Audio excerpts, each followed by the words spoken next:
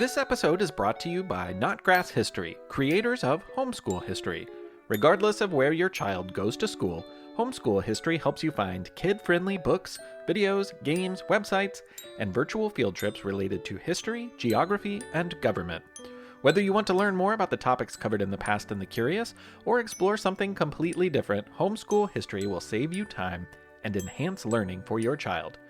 Access this web-based app on any device, bookmark resources in your own custom groups, and share your ratings and reviews with other parents. Start searching today at homeschoolhistory.com.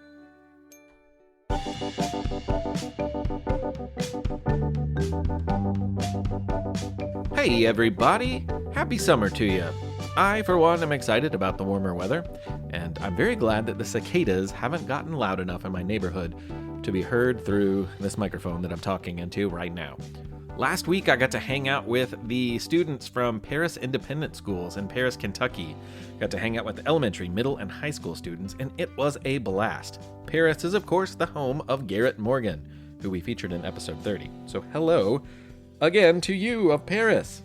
Speaking of Paris, this episode almost entirely takes place in Paris.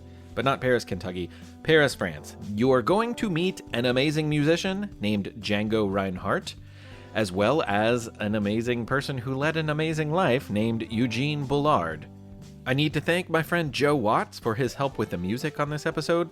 One thing I've never learned how to do is play Django Reinhardt's music very well at all, so it's good to have friends who can cover for you. Thanks, Joe.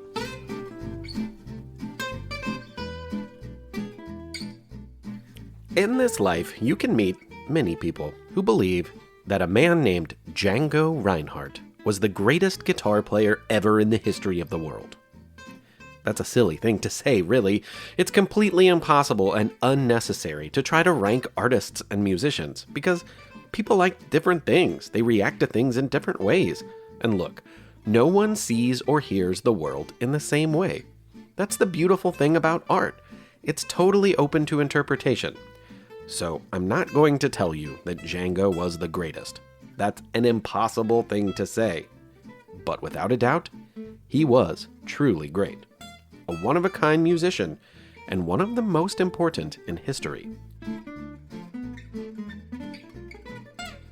Django Reinhardt, and that's spelled D-J-A-N-G-O, for anyone wondering how you might spell a name such as Django, was born to a Romani community in 1910. The Roma, or Romani people, had a long history of moving, never settling down for long. And in this regard, Django was very much a reflection of his community. He was born in Belgium, and his family lived in a caravan, a horse-drawn wagon that was their small home. Encamped alongside other Romani people, the group could leave at any time, and often they did. In fact, Django spent most of his youth moving around France.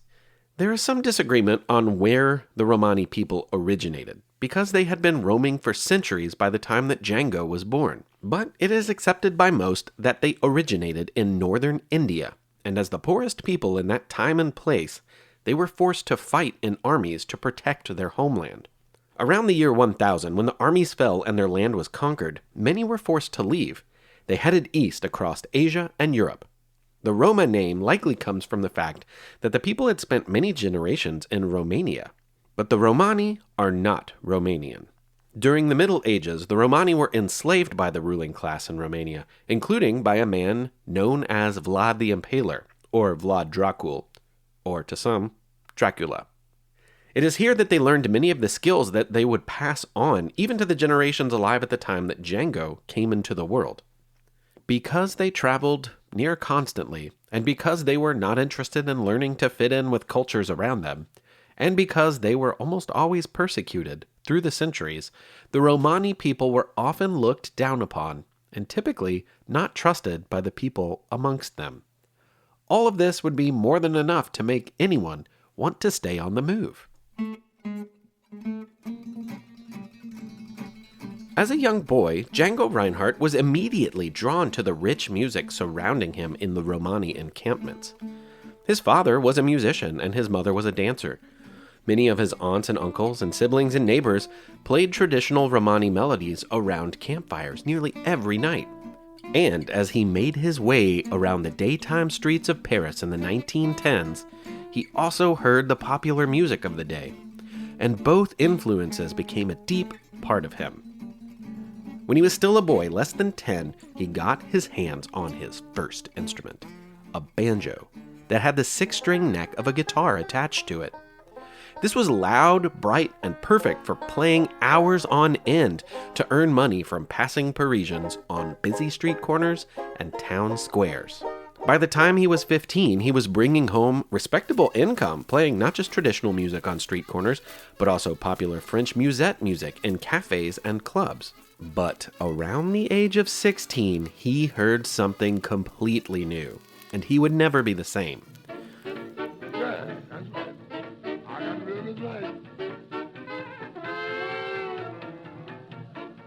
France played host to many black Americans, and after World War I, many stayed.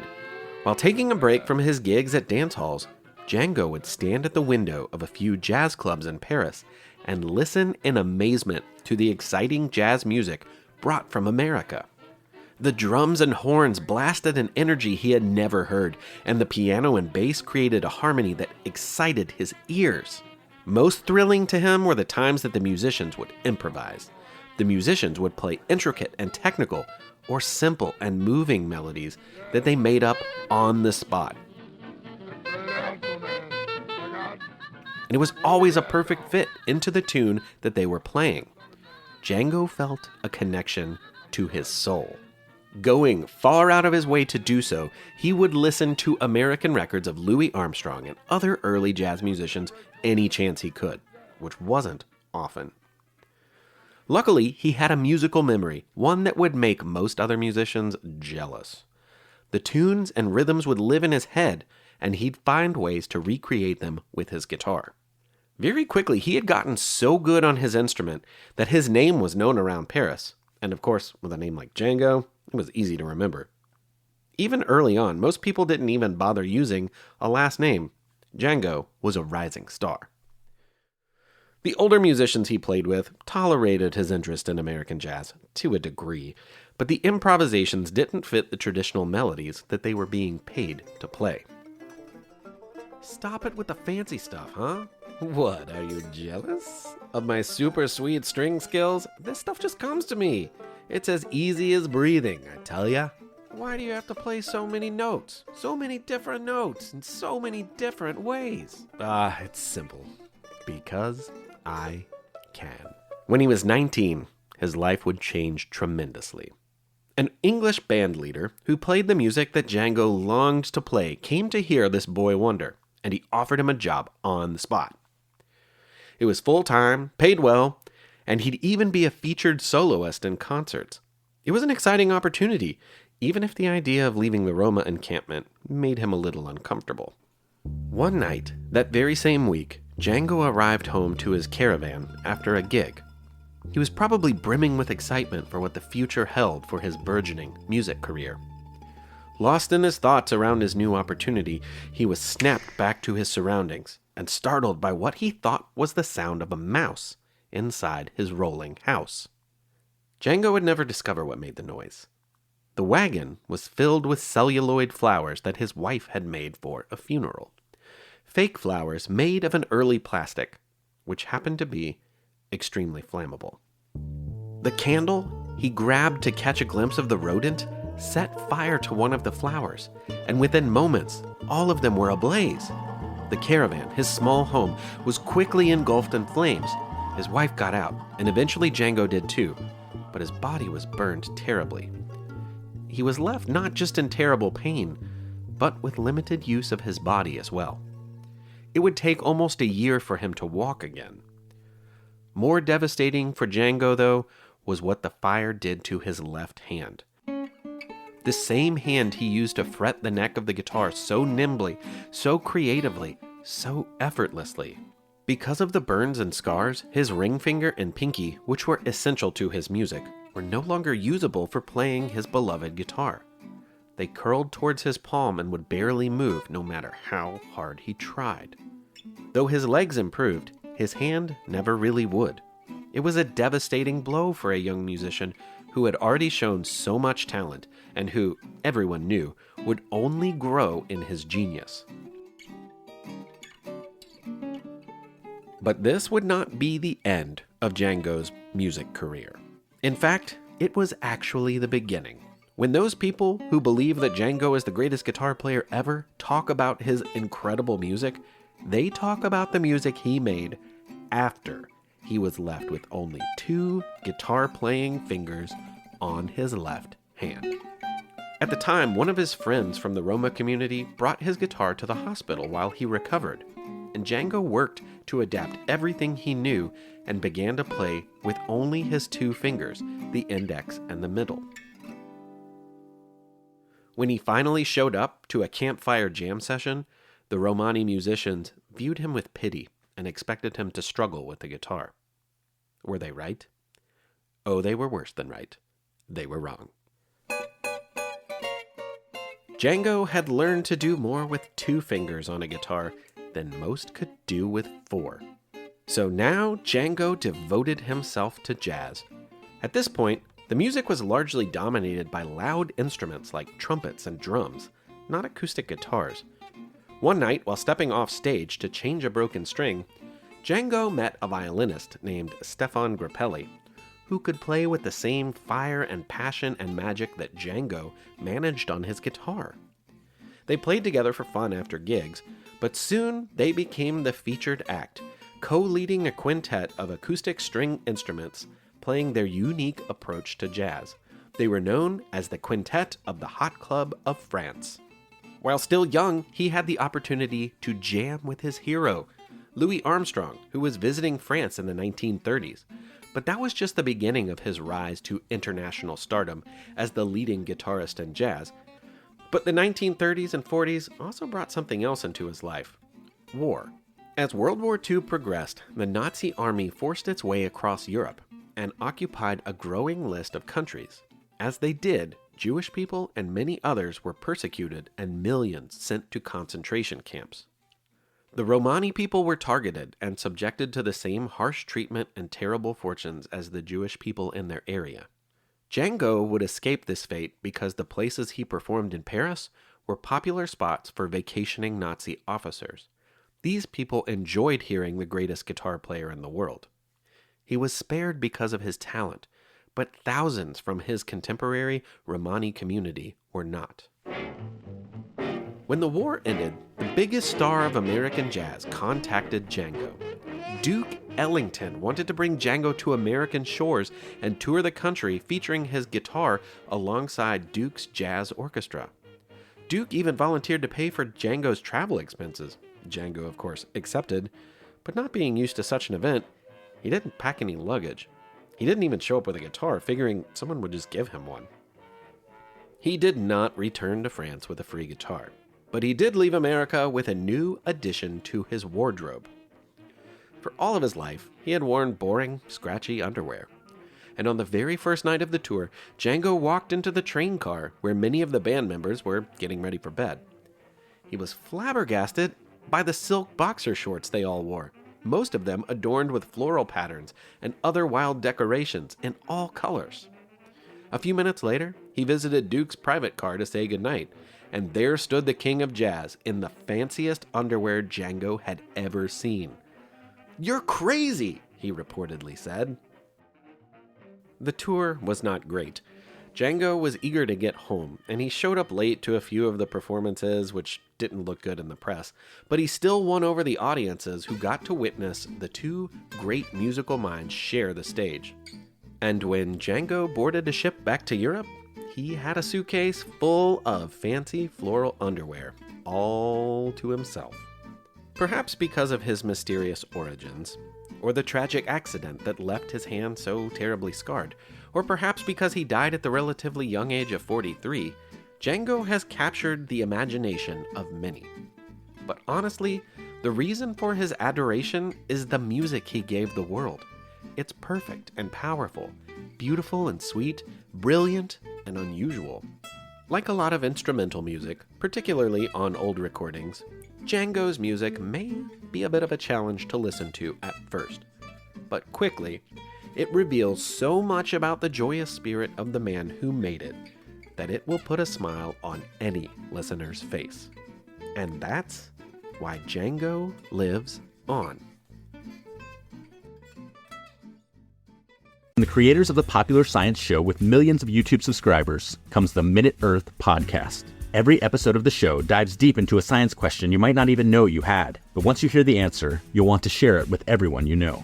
Why do rivers curve? Why did the T-Rex have such tiny arms? And why do so many more kids need glasses now than they used to? Spoiler alert, it isn't screen time. Our team of scientists digs into the research and breaks it down into a short, entertaining explanation, jam-packed with science facts and terrible puns. Subscribe to Minute Earth wherever you like to listen. Do you find it hard to sleep at night? Then the Sleep Cove podcast can help you. Hi, I'm Christopher Fitton, the voice and clinical hypnotherapist behind Sleep Cove. Sleep Cove features sleep hypnosis, meditations, and bedtime stories, all designed to help those of you who struggle at night to achieve a restful and peaceful night's sleep. Search for Sleep Cove on Apple Podcasts or Spotify and see why Sleep Cove helps millions of people sleep deeply all night long. Okay, it's time for You Have 30 Seconds, and I'm going to turn it over to Zoe. Hello, my name is Zoe and I live in Boston. Have you heard of the Great Balloon Fest of 1986? The United Way of Cleveland, Ohio broke and set a world record for releasing almost 1.5 million balloons. It didn't have such a great ending though, with some people injured and a lot of people sued. 2 men who had gone on a fishing trip could not be found by the Coast Guard because they kept thinking that the balloons in the water were bobbing heads. A sad ending to a really cool story. Thanks for listening. I love you guys. Bye, Mick. Oh, Zoe, thank you so much. That was awesome. If you have a story you want to tell and you can do it in 30 seconds, then I want you to record it and send it our way.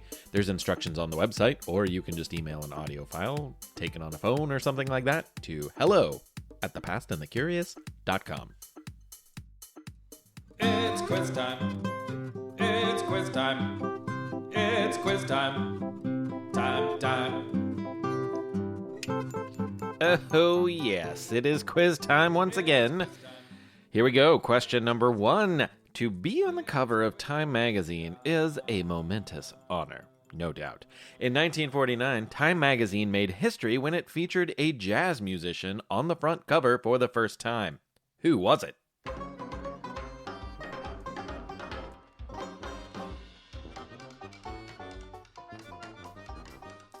It was Louis Armstrong. Later, Louis Armstrong was named one of the 100 most important people of the 20th century and one of the 20 most important Americans of all time by the same magazine. This put him alongside George Washington, Abe Lincoln, Henry Ford, and FDR. The young boy from New Orleans would go on to profoundly shift popular music, and he was one of the most recognizable people in the world for most of his adult life. Question number 2.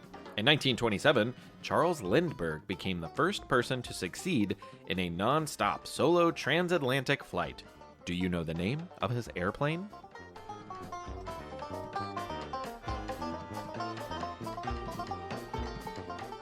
The custom-built single-engine plane was called the Spirit of St. Louis. It was expensive, and though Lindbergh used much of his own salary as an airmail pilot to pay for it, other support came from members of his flying club in St. Louis. He made the flight from Paris to New York in 33½ hours, which is a long time to stay awake, whether you're alone or not. Question number 3. The man in our next story learned to fly in France, just like another Black American woman featured previously on our show. Do you know or remember who was the first licensed female black pilot?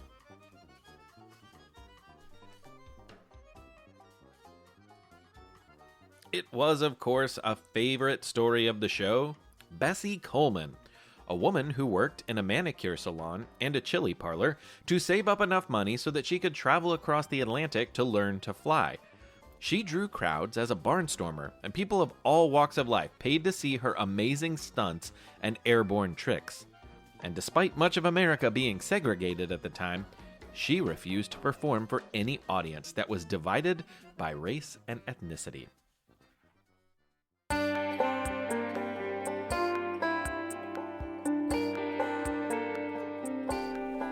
Eugene Bullard knew that he had lived an unusually eventful life.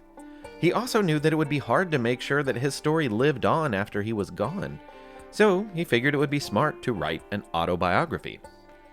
But publishers had a problem with the book he wrote to chronicle his storied life. They felt no one would possibly believe that it was true. There were so many amazing moments, so many amazing people. It was crazy to think that one man had done so much. So it went unpublished. Now, the title he gave the book was All Blood Runs Red. These are the same words that he painted on the side of his fighter plane. But while you might think that those words were meant to scare an enemy pilot like the 20th century version of a pirate flag or something like that, rest assured, they were not. Those words were there because Eugene knew in his heart that no matter what people looked like, they were all the same inside, and they all deserved the same opportunities. He spent his whole life believing that and fighting for it. And also, let's say very early on in this story that Eugene was a whole lot more than a war hero. He was one of the most accomplished and well-connected men of the early 1900s. Eugene was born in 1895 in the state of Georgia in the American South. Life in general looked to be difficult for a boy whose mother was a Native American from the Creek Nation and whose African American father came from a family that had been enslaved in French-speaking Haiti. His mother died young, and his father William dedicated his life to helping his children through hard work, education, and leaving room for dreams. Still, as a young boy, Eugene witnessed the cruel racism that his father had to deal with in his work life, and he became confused as to why people would treat anyone in such a way. His father, well aware of the boy's brilliance and trusting nature, told him that across the ocean in France, he could find people who would accept a young black man and also opportunities to excel, and Eugene never forgot it. Following a particularly violent assault on his family, Eugene ran away, fed up and ready to move on from the racism that he felt in his home in the American South in the early 1900s. He actually found a temporary home living amongst a group of Romani immigrants who had left England for America, and they echoed the same sentiments that his father had shared with him about France, and they too encouraged him to cross the ocean. He caught a train to the coast of Virginia, but with no money to pay for a ticket, he had to ride without being detected. So, without anyone realizing it, he snuck into the underside of the train and held on for dear life, with the tracks just inches from his body. Not a recommended mode of travel, and definitely not a safe one. In Newport News, Virginia, the young man saw ships of all kinds heading to hundreds of unfamiliar destinations. Any one of them could have carried him away, but France was his goal. Of course, that didn't really matter since he still had no money to purchase fare. If stowing away on the train worked, well, it might as well work for the boat, he figured. One boat he noticed was filled with sailors who spoke an unfamiliar language. He figured it was French, so he hid on board until they set sail. Was he right? He was worse than right. He was wrong. Turns out the language that confused his ears was German, and this ship filled with German sailors was headed for Scotland. This was closer to France than he currently was, but still not quite a bullseye. Safely away from the shore and unlikely to be taken home, he revealed himself to the sailors, and everyone took a liking to him. They appreciated how hard he worked and were happy to take him overseas. And something else happened that came in handy. He picked up some of the German language. After a short while in Scotland, struggling to understand the heavy accents, he found a job at a gym. Surrounded by boxers training, he started alongside them when his shifts were over. And before long, he was winning fights in the ring. And after that, he toured Europe on the boxing circuit as a welterweight. Boxing took him through Germany, where his German language skills were heightened again. And then the tour made it to Paris, France. this was where he always wanted to be. And it's where he stayed. He loved France, and for the most part, it lived up to its expectations. This is why, when World War I broke out, the 19-year-old enlisted to fight for France, his newly adopted country. But within a year, he had suffered 2 major injuries while fighting in the trenches. And after that, it was agreed upon that his time fighting on the ground was done. So Eugene Bullard set his sights on the sky. Nowhere in the world had there been a black fighter pilot at this time. In fact, the job of pilot in general was pretty new in 1915, but there certainly wasn't a clear pathway for a black man to learn to fly. But Eugene was never interested in hearing no. One friend told him he was a fool for believing that it was possible. There was never a doubt in Eugene's mind. So they bet money on whether he could achieve his relatively newfound goal of flying in the war. And his friend learned what we, with the gift of hindsight, can see so clearly. Never bet against Eugene Bullard. He flew over 24 missions and earned the nickname the Black Swallow. After the war, he was looking for something new to do.